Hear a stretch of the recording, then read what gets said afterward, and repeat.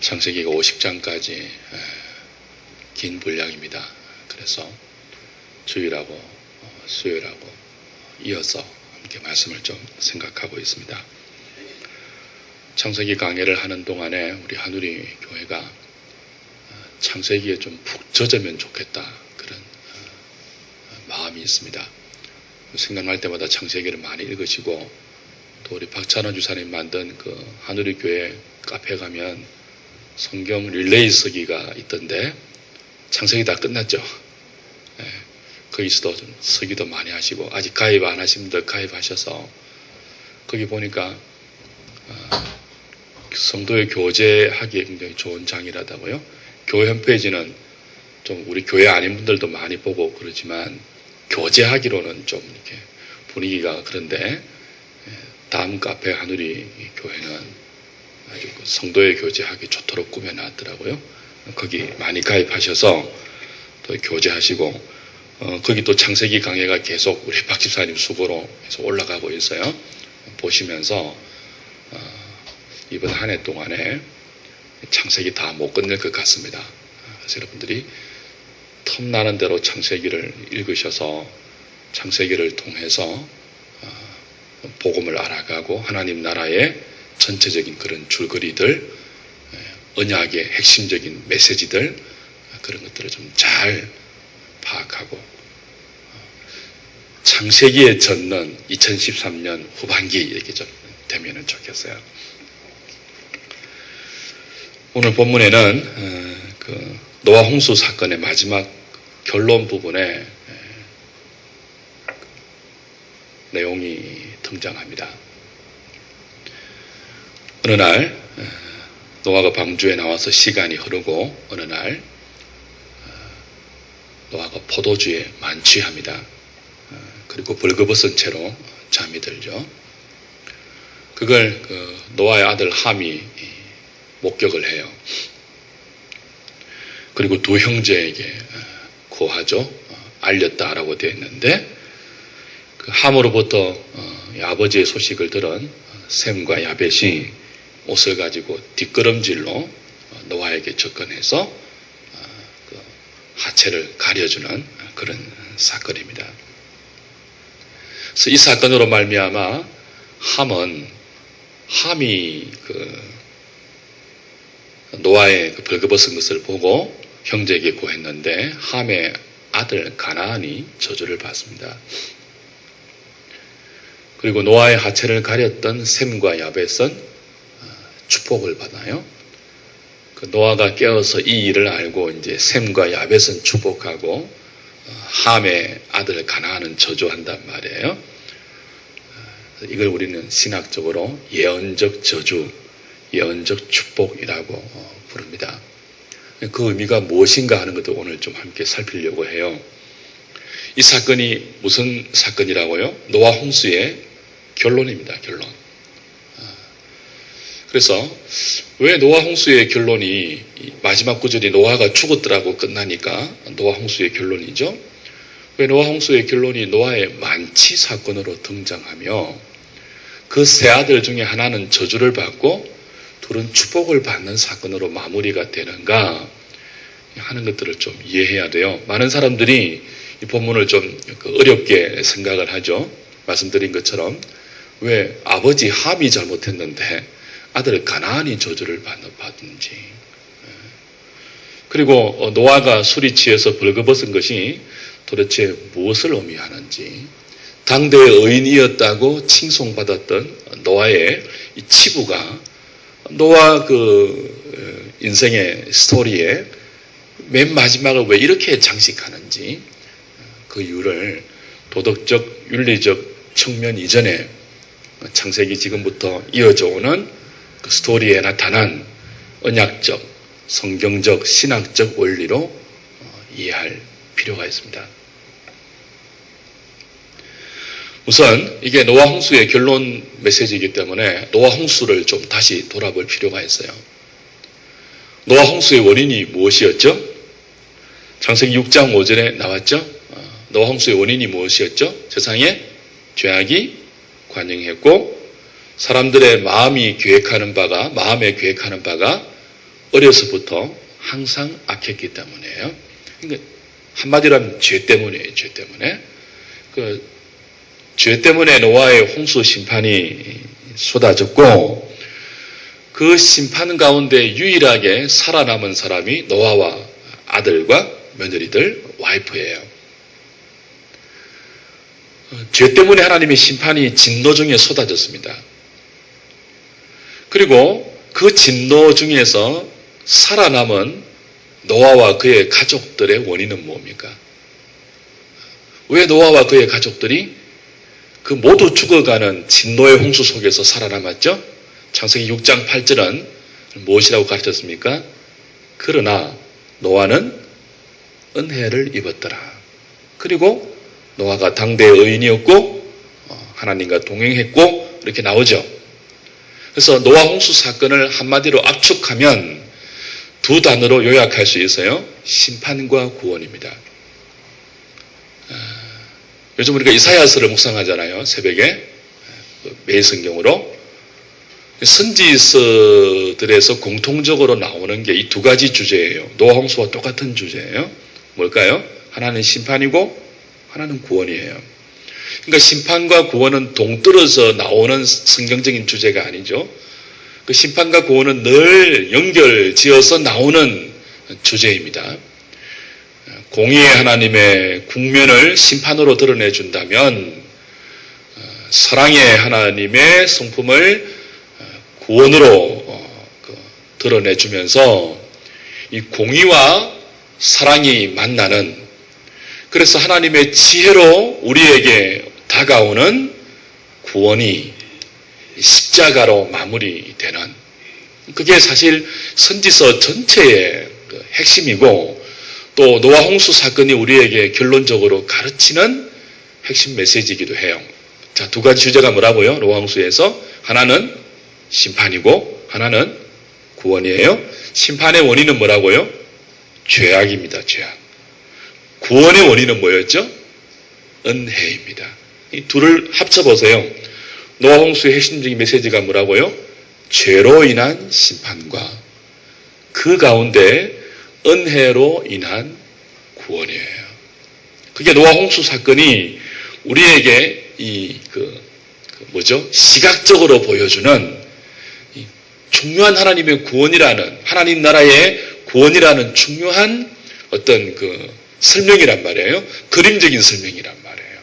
온 세상이 죄로 인해서 하나님의 심판으로 쓸어버림을 당할 때 그 중에 은혜로 보호함을 받는 노아와 그의 가족들이 도드라지는 것입니다. 심판 중에 구원, 죄악 중에 은혜, 이 두 대조되는 주제와 단어들이 핵심적인 내용으로 연결되는 거죠. 그래서 오늘 이 본문의 노아의 만취 사건, 그것을 보는 세 아들의 조치, 세 아들의 태도, 그것이 바로 노아의 홍수의 이 심판, 죄로 인한 심판, 그리고 은혜로 인한 구원을 극명하게 확인시켜주는 마지막 결론 장치예요. 자, 노아가 방주에서 나왔어요. 시간이 지났겠죠? 노아의 아들 함에게 가나안이라는 아들이 생겼으니까 시간이 꽤 지났겠죠, 그죠? 그리고 노아가 포도농사를 시작했어요. 그리고 어느 날 포도주에 만취하는 사건이 발생해요. 그리고 벌거벗고 잠이 들어요. 하체를 다 노출시키고. 만취 사건, 포도주에 취하는 사건. 에베소서 5장 18절 이하에 보면 술 취하지 말라. 이는 뭐한 것이라고요? 방탕한 것이니라고 성령 충만과 술 취함을 대조했죠. 그 술 취함은 방탕함의 극명한 상징이에요. 노아가 어느 날 방탕한 대로 빠졌다는 이야기입니다. 당대의 의인이라고 평가받았던 창세기 6장에서 하나님의 은혜 가운데 노아 당대의 의인이었다고 평가받았던 노아가 구원의 은총을 경험하고 나서 시간이 지나자 방탕의 삶의 대명사인 만치의 주인공이 되는 거예요. 누가복음에 보면 인자가 다시 오실 때 노아 때와 같을 것이라고 이야기하면서 노아 때 하나님의 심판으로 죽어간 사람들의 삶의 스타일을 간단하게 요약해요. 그들이 먹고 마시고 즐겼더라 합니다. 이 먹고 마시는 게 단순히 의식주가 아니고 탐욕에 관한 거예요. 마신다 할 때 방탕과 연결되어 있는 거죠. 노아가 만취한 것은 우리 이미 확인했죠. 홍수 심판 후에 하나님이 무지개 언약을 주실 때 그 무지개 언약을 주시는 이유가 뭐였어요? 그들이 심판을 겪고 나더니 정신을 차렸다, 이게 아니었죠. 심판을 겪고 나서도 여전히 사람이 뭐예요? 겪기 전과 똑같았어요. 창세기 6장 5절과 홍수에서 나와서 노아가 번제를 드렸을 때 하나님이 그 번제를 흠양하시고 내가 다시는 물로 땅을 심판하지 않겠다. 왜냐하면 사람들의 뭐예요? 마음에 생각하는 바가 어려서부터 항상 악하다. 6장 5절과 똑같은 말씀을 해요. 사람의 악함은, 사람의 죄는 하나님의 심판의 유일한 원인이잖아요. 근데 이 죄는 심판을 받고도 바뀌어요, 안 바뀌어요? 여전하다는 거예요. 누구에게도, 노아에게도. 그러니까 뭘 구할 수밖에 없는 거예요. 하나님의 은혜가 한순간이라도 우리에게 주어지지 않는다면 당대의 의인이었던 노아도 방탕의 대명사로 추락할 수 있어요. 이게 인간의 실상입니다. 천사와 악마라는 영화 있죠. 지킬 박사와 하이드.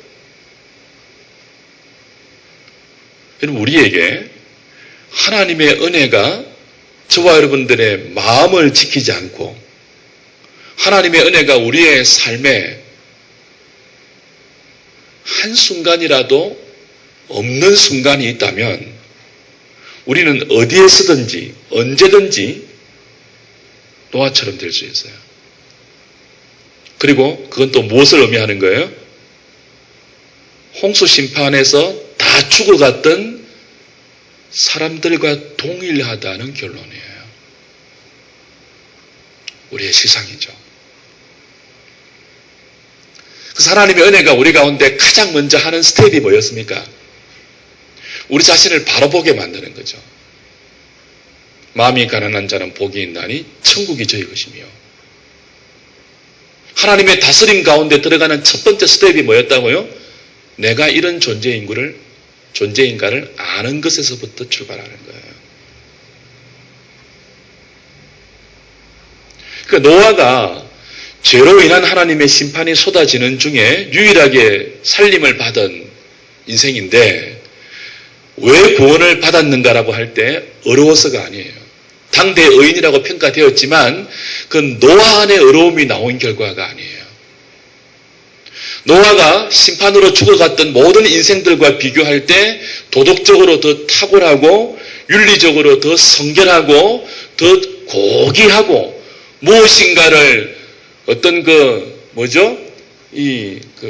비교 우위적인 가치에서 볼 때 하나님의 카트라인에 합격할 만한 그 어떤 인간적인 조건과 외모와 실력 때문이 아니에요.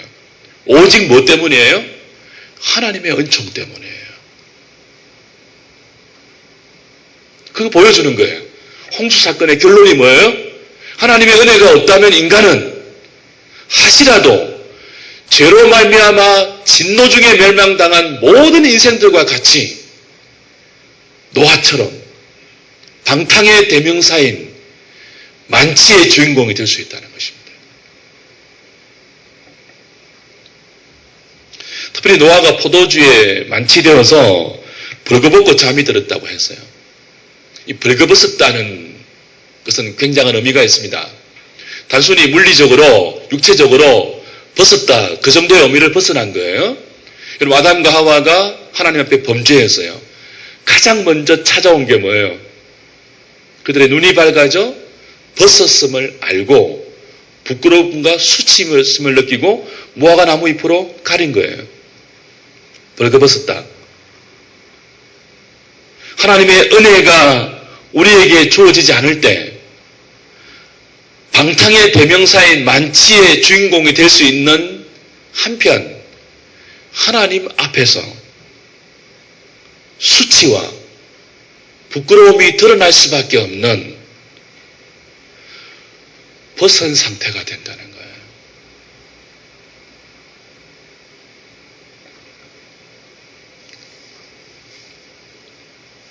우리 인간은 하나님의 은혜로 덮임을 받지 못하면요.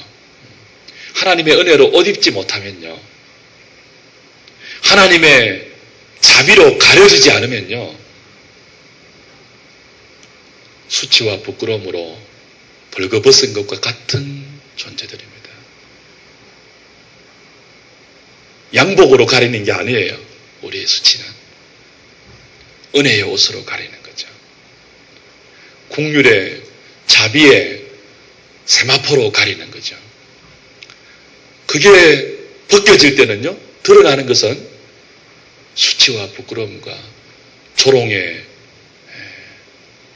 그 내용밖에 없는 거죠.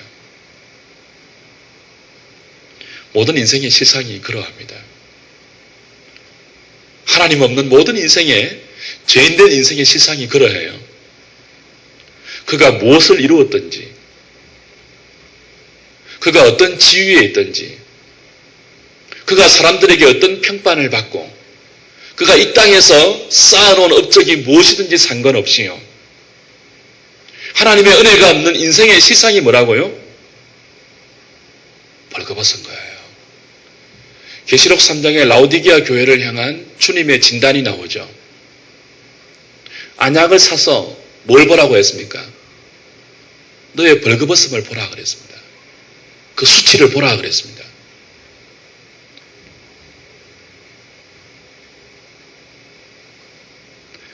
이게 바로 인생의 딜레마이죠. 아무리 밍크코트, 명품, 걸치고 두르고 입어도요. 죄로 말미암아 하나님 앞에 수치와 부끄러움, 조롱의 허다한 우리의 모습을 가릴 수 없어요. 오직 하나님의 은총의 옷이, 그 은혜의 옷이 우리 가운데 덮여질 때만 벌거벗은 것과 같은 수치와 조롱이 가려지는 것입니다. 시편 32편 1편을 한번 보십시오. 32편 1절. 시편 32편 1절. 그래서 누가 복이 있는가라고 할 때 이렇게 말하는 거예요. 시인은 시편 32편 1절 824페이지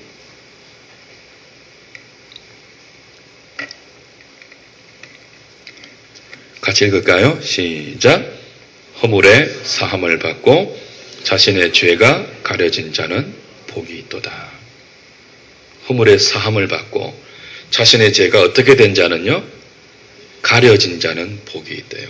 복 중에 복이 이거예요. 우리는 수치스러운 존재예요. 우리는 부끄러운 존재예요. 그걸 가리움을 받은 자, 덮이움을 받는 자, 그게 복이라는 거예요. 다른 어떤 복보다 저와 여러분들이 받아야 할 복이 이 복이에요. 여기 허물의 사함을 얻고 죄의 가리움을 받은 자가 복이 있다 했는데 그 죄가 가리운다 할 때 이 가리운다는 단어가 카사라는 히브리 단어예요. 카사. 근데 이게 오늘 창세기 오늘 본문 9장 노아의 아들 셈과 야벳이 뒷걸음질 쳐서 아비의 하체를 뭐였습니까?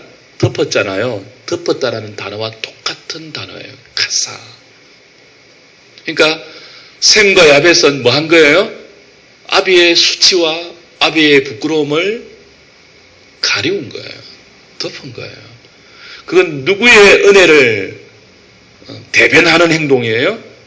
하나님께서 죄로 말미암아 수치와 부끄러움의 자리로 내동댕이 쳐진 우리 인생을 불쌍히 보시고, 그건 무화과 나무 잎으로 가린다고 가릴 수 있는 것이 아니거든요. 하나님이 아담과 하와에게 무엇으로 가려주었어요? 가죽옷을 입혀서 가려주었어요. 대변하는 거죠. 죄로 말미암는 심판, 은혜로 말미암는 구원, 그 은혜는 구체적으로 가려우는 것, 덮여주는 것으로 이미지화되는 것입니다.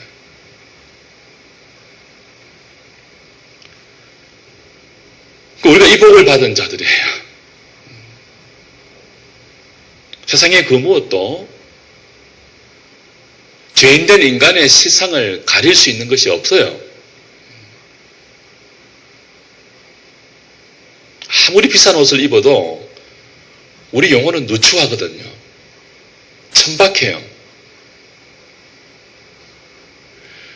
죄의 가리움을 받지 못한 자들의 영혼은 아무리 비싼 옷으로 둘러도 천박할 수밖에 없습니다. 아무리 가난한 사람이라 할지라도, 사람들에게 손가락질 당하고 업신여김을 당하는 자라 할지라도, 그리고 겉으로 볼 때는 남루한 1,000원짜리 옷을 입고 있다 할지라도, 그 영혼의 죄의 가리움을 받은 자는 고귀합니다. 옷으로 평가할 수 없는 영혼의 아름다움이 삶 전체에서 나오는 거죠. 노아가 포도주의 만취에서 벗었다는 것은 죄성을 잃어버렸을 때, 나는 하나님의 은총으로 살아가는 존재라는 사실을 망각하고, 어느 날 자기의 무서운 죄성을 잃어버리고 하나님의 은혜를 간절히 붙들지 아니했을 때, 누구라도 이렇게 떨어질 수 있다는 사실을 보여주는 무서운 교훈이에요. 그것은 곧 우리를 어떤 상태로 인도한다고요? 벌거벗은 수치와 부끄러움의 상태로 인도한다는 거죠.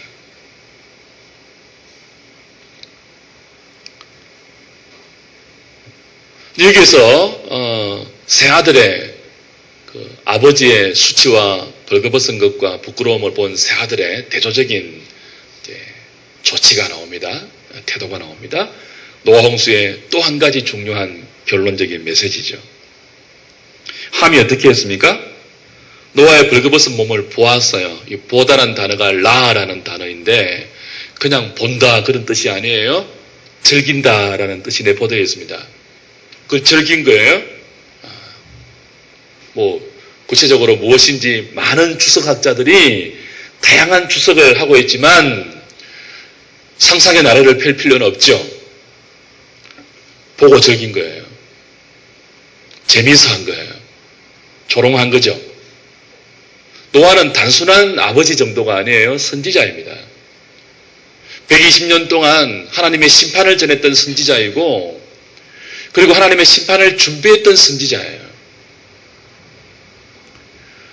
그 아들이 아버지 선지자의 작은 실수, 혹은 큰 실수라 합시다. 그럼에도 불구하고 그 사건을 빌미로 해서 아버지를 조롱하고 하나님의 선지자를 조롱하고 결국은 믿음의 길에서 떠난 것을 보입니다. 은총의 자리에서 떠난 행동이 되는 거예요. 아비가 벌거벗은 것을, 노아가 벌거벗은 것을 보고는 어떤 뜻이라고요? 보고 즐기다, 업신여기다, 그런 뜻이 있어요. 어려운 선지자인 척 하더니 보기 좋다, 그런 뜻이에요. 거기서 그치지 아니했죠. 함은 노아가 벌거벗은 것을 보고 그 다음 뭐 했습니까? 두 형제에게 알렸어요. 그 전에 성경은 고했다라고 번역되어 있는데 알렸어요.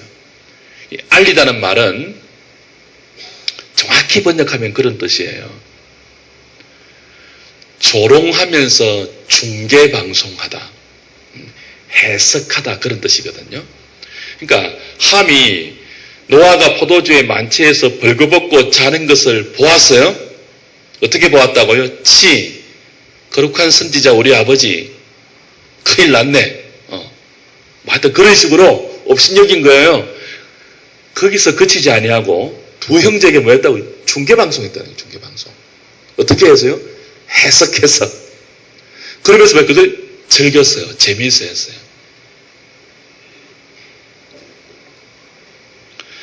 누군가의 잘못이 드러났을 때, 수치가 드러났을 때, 죄가 드러났을 때, 갈라디아서 6장 1절에 보면 바울은 분명한 성도의 지침을 가르쳐줘요. 6장 1절. 만약 너희 중에 형제가 범죄함이 드러날 때 온유한 심령으로 바로잡고 너희 자신도 그러한가 하고 자신을 돌아보아 그랬습니다.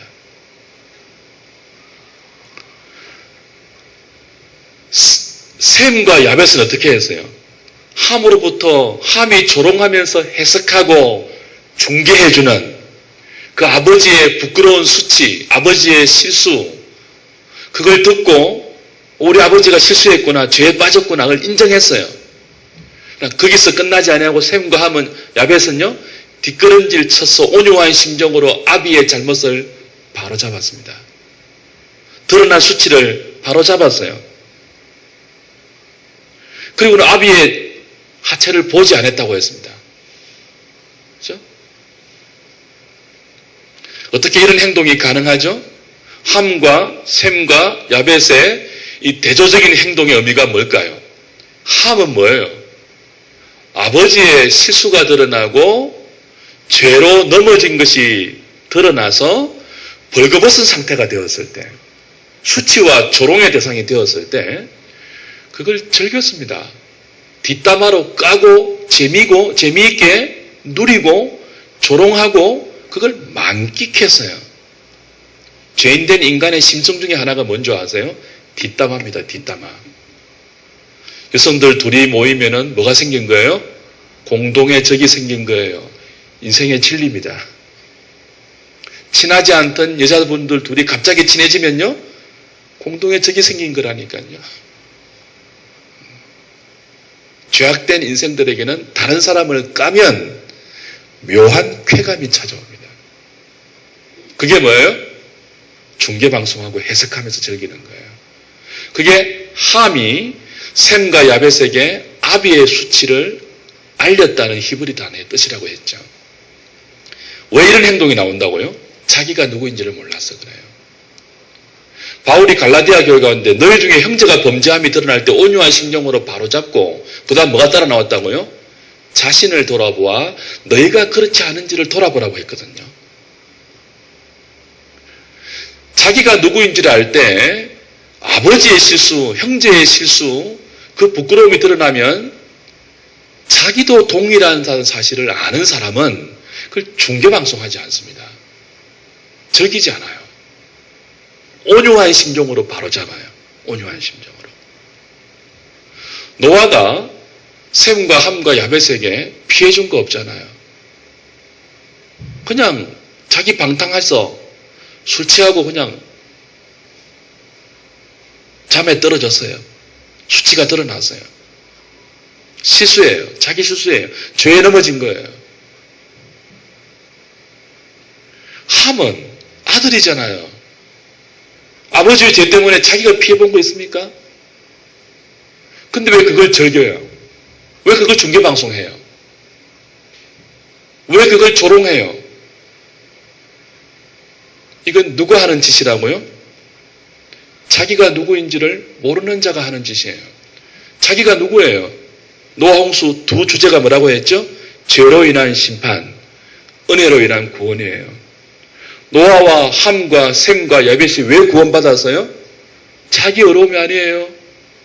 은혜로 구원받은 거예요. 심판 후에도 여전히 똑같았어요. 홍수 심판으로 진노 가운데 죽어갔던 죄인들과 은혜로 구원받은 자기들이 사실은 뭐예요? 똑같은 인생들이에요. 뭐만 달라요? 그러나입니다. 그러나. 하나님의 그러나예요. 똑같지만 그러나 은혜를 입은 거예요. 자기는 똑같다니까요. 인간의 실상은. 넘어진 노아나 벌거벗은 노아나 그걸 조롱하고 중계방송하는 함이나 똑같아요. 조롱할 처지가 아니라니까요. 잘됐다. 손가락질할 처지가 아니라니까요. 그 자신의 처지를 아는 사람은 그런 식으로 노아의 만취 사건을 대하지 않는다는 것입니다. 그래서 하나님은 노아가 술이 깼을 때 선지자적인 예언의 저주와 예언의 축복을 하도록 했어요. 노아가 함을 저주하죠. 사실을 알고 괘씸해서 하는 게 아니에요. 보복하는 게 아니에요. 선지자적인 예언이에요. 그러니까 예언적인 저주예요. 저주를 받는 행위라는 거죠. 근데 이 저주를 누가 받아요? 함 자기가 안 받고 함의 아들 가나안이 받아요. 무슨 의미인가 하면 회개할 기회를 주는 거예요. 지금 함아, 네가 한 행위는 저주받을 짓이다. 은혜가 무엇인지를 모르는 자가 살아가는 삶의 방식이라는 거예요. 그건 네가 하나님의 은혜로 구원받은 자임을 모르고 네가 하나님의 은혜로 덮임을 받지 않는다면 얼마나 수치스럽고 부끄럽고 사람들의 조롱과 네가 내게 했듯이 온 천사들의 중계방송 가운데 폭로되고 노출되어서 얼굴을 들지 못하는 비참한 세상이 바로 네 자신인 것을 모르는, 자기 자신에 대해서 모르는 참된 지식이 없는 저주의 대상인 사람들이 살아가는 삶의 스타일이지, 죄로 인한 심판 가운데 은혜로 구원받은 자가 자기가 누구인지를 알면서 매 순간 하나님의 은혜를 구하는 그 라이프 스타일이, 그 복 있는 자, 허물의 가림을 받고 죄의 사함을 받은 그 복 있는 자의 삶이 아니라는 거예요. 저주받은 자의 삶이라는 거예요. 근데 왜 이게 가나안에게 쏟아집니까? 그 저주받을 만한 짓을 네가 지금 했지만 당장은 저주하지 않는다는 거예요. 회개의 기회를 주는 거예요. 계속 네가 그런 식으로 살면 아버지의 실수를 매개체로 해서 뭐 교회가 다 그렇지 뭐, 목회자가 다 그렇지 뭐, 장로님이 다 그렇지 뭐, 교회가 뭐 많은 공동체야 이거 뭐. 자기가 교회를 떠나서, 자기가 기독교를 떠나서 하나님의 은혜를 무시하면서 그래 똑같은 거야 뭐, 종교는 다 똑같은 거야 그러면서 그걸 빌미로 해서 은총이 필요 없는 자리로 자기를 몰아가는 거, 그게 사실은 함이 노아의 만취 사건 벌거벗음에 대해서 보이는 삶의 태도입니다. 저주의 대상이 되는 거예요. 허물을 가리지도 않고 수치를 덮지도 않고 자기가 죄로 말미암아 멸망받을 수밖에 없는 죄인이지만 하나님께서 자기의 허물을 덮어준 그 은혜를 입고 있는 자라는 사실을 잊어버리고 그 은혜의 테두리에서 나가는 거죠. 나가는 거죠. 그리고 마음껏 중계방송하고 자기도 마음껏 그 저주받은 자들의 삶의 스타일 속으로 자기의 삶을 방치하는 것인데 계속 그렇게 살면 안 된다는 거예요. 네 자식들에게까지 그런 은혜를 모르는 자들의 삶의 스타일과 삶의 태도를 물려줘서는 안 된다는 거예요. 회개하지 않고 회개의 기회를 준 거죠. 계속 그런 삶을 고집하면 네 아들 가나안이 저주를 받는다는 거죠. 가나안이 저주를 받는다는 뜻이 뭐예요? 회개하지 않는 삶의 열매들이거든요. 반면에 셈과 야벳은요, 덮는 거죠. 왜 덮었을까요? 왜 뒷걸음질 쳤을까요? 어깨에 걸친 옷을 가지고 아비의 하체를 가렸어요. 덮였어요. 그죠? 자기가 누구인지를 아는 거죠. 형제의 범죄한 것이 드러날 때 온유한 심정으로 바로잡는 것만이 아니고 나도 하나님의 은혜가 없으면 얼마든지 만취할 수 있다. 얼마든지 벌거벗고 온 수치를 다 드러내면서 부끄러움의 대상이 될 수 있다는 것을 아버지의 실수를 통해서 돌아보는 거예요. 경각심을 가지는 거죠. 덮는 거예요. 주 안에 사랑하는 여러분, 저희들이 누구라고요? 은총의 덮임을 받은 자입니다. 우리 자신이 이런 자임을 안다면은 노아가 술이 취해서 벌거벗었음을 우리 눈에 보일 때, 귀에 들릴 때, 누군가가 중계방송을 하면서 그걸 조롱하고 즐길 때 우리는 어떻게 해야 한다고요? 뒷걸음질 쳐야 돼요. 온유한 심정으로 바로잡아야 돼요. 그리고 어떻게 해야 한다고요? 덮어야 돼요. 허물을 덮어야 돼요. 무엇으로요? 어깨에 걸치고 가는 옷으로. 그게 노아 홍수 사건의 결론입니다. 죄로 말미암는 심판이 홍수로 온 세상을 덮을 때 또 다른 종류로 덮임을 받은 인생이 있다는 거예요. 그게 뭐예요? 은혜로 덮임 받은 사람들. 노아와 가족들이에요. 저와 여러분들 누구라고요? 은혜로 덮임 받은 복 있는 자들이에요. 그 은혜로 살아가는 거죠. 잠언 17장 9절 찾고 마무리하죠.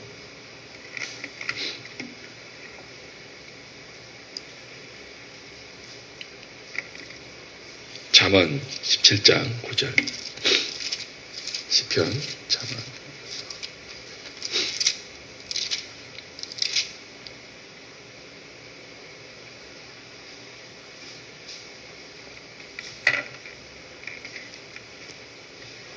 같이 읽읍시다. 시작. 허물을 덮어주는 자는 사랑을 구하는 자요. 그것을 거듭 말하는 자는 친한 것을 이간하는 자니라. 성도가 어떤 존재예요? 하나님의 은혜를 입고 사는 존재예요. 하나님의 사랑을 먹고 사는 존재예요. 그 은혜와 사랑이 우리의 벌거벗음과 누추함을 덮고 있는 것입니다. 그래서 한순간도 하나님의 은총을 먹지 못하면, 사랑을 입지 못하면 우리는 벌거벗을 수밖에 없습니다. 그래서 매 순간 우리는 하나님의 은혜를 구합니다. 매 순간 하나님의 자비를 구하고 사랑을 구합니다. 주님의 은혜가 없으면 나는 방탕할 수밖에 없습니다. 나는 벌거벗을 수밖에 없습니다. 주님의 은혜를 구합니다. 그 은혜를 받습니다. 그 은혜 속에 살아가는 자들은 나아가 사랑을 구해야 합니다. 사랑이 뭐라는 거죠? 허물을 덮어주는 자는 사랑을 구한다 그랬죠.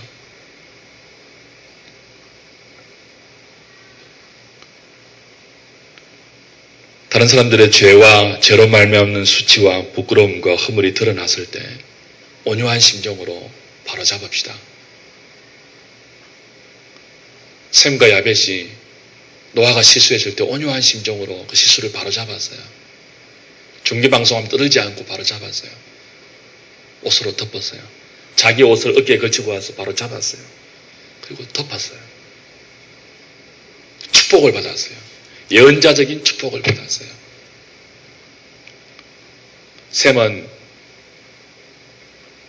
하나님의 여호와의 이름으로 부름받는 셈이 될 것이고, 야벳은 장막터가 넓어진다는 그런 또 다른 예언적인 축복을 받습니다. 덮지 않고 거듭 중계방송하는 것은 지난 벗을 이간질하는 것이라고 했죠. 이간질은 사탄이 하는 것입니다. 이간질은 악마의 몸짓이에요.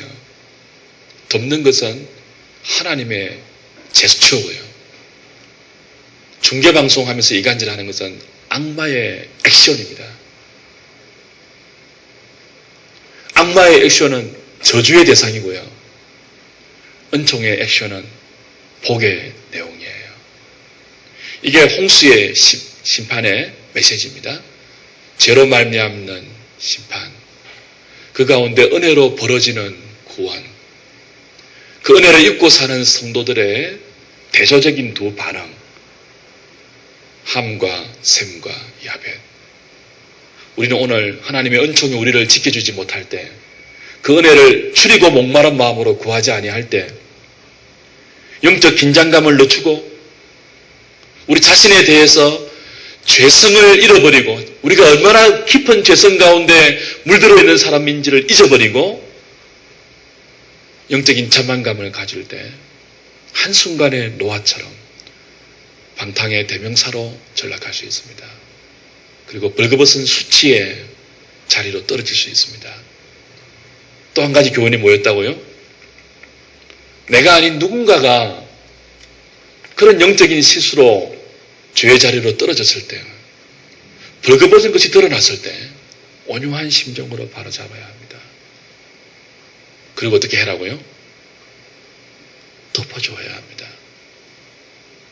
셈과 야벳이 한 것처럼 은총으로 덮어줘야 합니다.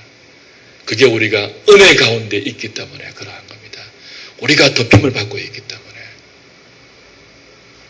주 안에 사랑하는 여러분, 우리 안에 다 뭐가 있다고요? 중계방송하고 싶은 죄성이 있어요. 제발 그러지 마십시오. 에베소서 5장, 에베소서 4장 보면요. 의와 진리로 지으심을 받은 새로운 사람들의 새로운 삶의 덕목을 말할 때 가장 강조되는 내용 중에 하나가 말이에요. 말. 험담하는 말, 누추한 말, 희롱하는 말, 어리석은 말을 버리고 은혜로운 말, 덕이 되는 말, 남을 살리는 말을 하라고 바울은 에베소 교회 가운데 권고했습니다. 함이 그것을 하지 못해서 예언적인 저주를 받았고 셈과 야벳은 그 은총 받은 자의 삶의 태도를 잘 보임으로 예언적인 축복을 받았죠. 오늘 저와 여러분들이 누구인지를 다시 한번 기억하면서 이 말씀대로 살겠다고 주 앞에 기도하는 저녁이 되면 좋겠습니다.